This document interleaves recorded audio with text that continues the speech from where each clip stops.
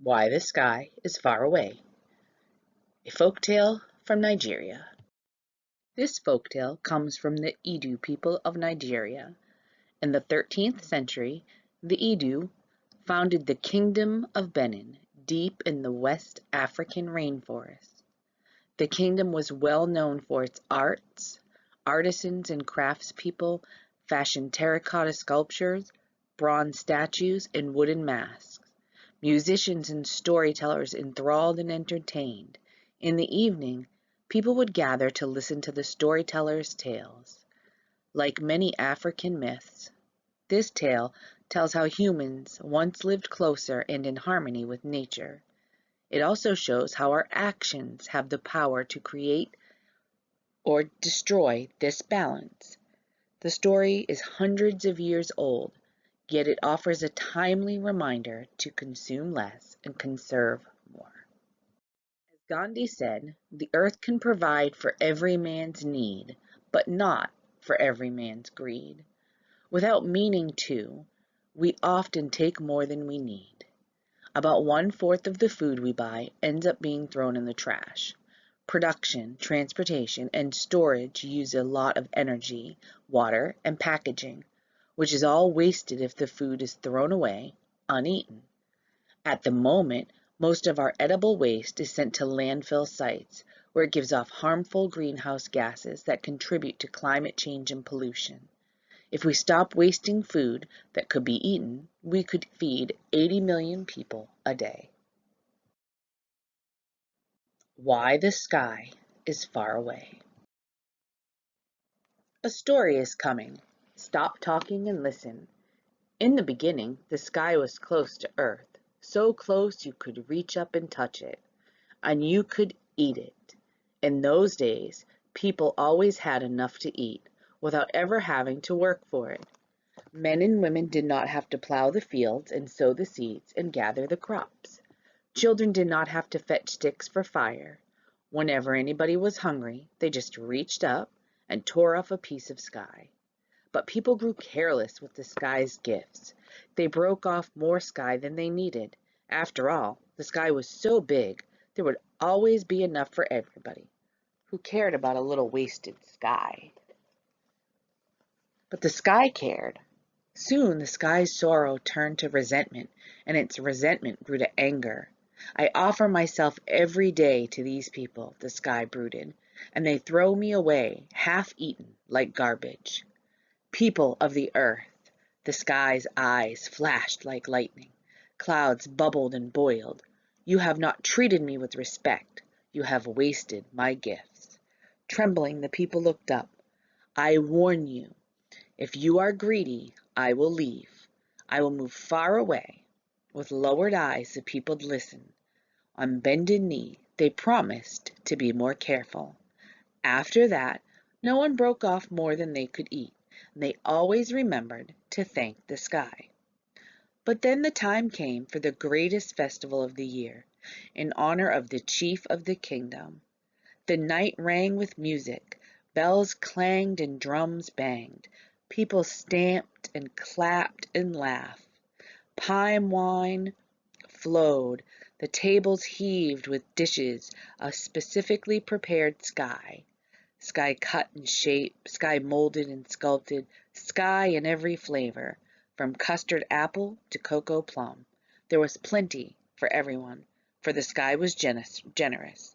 It trusted people to take only what they needed. But there was one woman who was never satisfied. Osato always wanted more. Her arms were heavy with brass bracelets, but brass wasn't good enough for her. She wanted coral beads. She dressed in robes of the finest cotton, but she wanted red silk. And most of all, she loved to eat. First she helped herself to a handful of noon yellow sky. Sticky, sweet pineapple. Chunk after chunk disappeared into her mouth. Then she ladled out some sky stew, spicy and warm. Oh, that was good. She lifted the dish to her lips, draining it, dumplings and all. Soon her stomach was stuffed, her neck was flushed. She loosened her robe. What next? Delicate slices of morning sky, pink and glistening. With a swift movement, she scooped them up and slurped them down all at once. Ah, watermelon. Juice dribbled down her chin. At last the tables were empty, and Osato was full. She waddled home. Her robe stretched and strained around her stomach. She was full to the bursting, but her eyes kept wandering upward toward the sky. What would it taste like now? Citrus storms? Her taste buds tingled. Luscious mango? Her mouth water. Honey sunsets? She licked her lips. Her fingers began to pull out her spoon, the one she kept tucked in her headscarf, just in case. She stopped herself just in time. Osato knew that the sky offered itself only because no one ever took more than they needed, and she knew she didn't need any more. But oh, how she wanted some. Just one spoonful. She stared up, drooling. The sky was frothy white with clouds. The sky is so huge, Osato told herself. It can't hurt to have just a little more. She pulled out her spoon and plunged it in. She savored a mouthful of sky and another. It tasted of golden pawpaw and coconut milk. It melted on her tongue. She closed her eyes. Oh, it tasted like a floating in the clouds. She drew down her spoon and scooped with her hands, sucking the delicious sky from her fingertips. Finally, without another thought, Osato pulled down a great slab of sky, enough to feed a family for weeks. She licked all around the edges, chewing more slowly now. She stared up at the huge hole above her. She stared down at the enormous mound of sky, and she knew that she had taken more than even she could eat. Above her head there were rumblings. What have I done? Osato grasped. I cannot waste this sky. What shall I do? Husband, she shrieked, come eat this sky. But her husband had been feasting too, and was slumped in his chair, wafting himself with the fan. I can't even move, let alone eat. Still, he managed a few mouthfuls. Children, screeched Osato. Out ran Osato's children, chattering and giggling. They prodded the heap of sticky sky and screwed up their faces. Still, they forced down a few fingerfuls. Neighbors, please, screamed Osato. Help me finish this sky.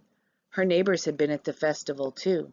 At the sight of more food, they held their stomachs and groaned. But they ate as much as they could, with worried frowns on their faces and anxious glances above their heads. But even with the help of the entire village, they could not eat that last piece of sky. Osato had taken too much. What does it matter, Osato told herself at last. Just a bit of waste. But the feeling in the pit of her stomach told her otherwise. No one slept well that night. Osato lay staring in the darkness. The next morning, the sky did not offer food to the people.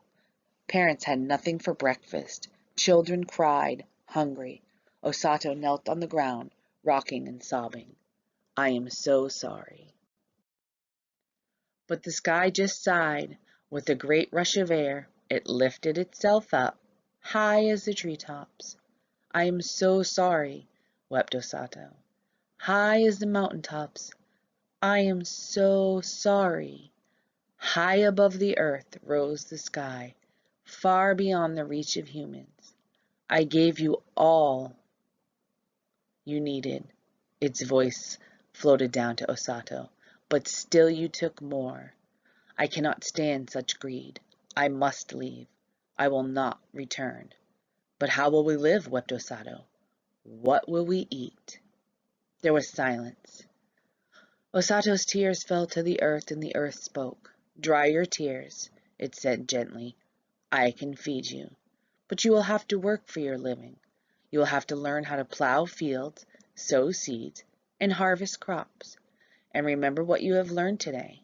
Take only what you need, and I will give it to you gladly." "Oh, I will," promised Osato through her tears. "I'll never take more than I need. Never ever again." Osato kept her word. She respected the sky and the earth, and she shared her story with everyone around her. And now I share it with you.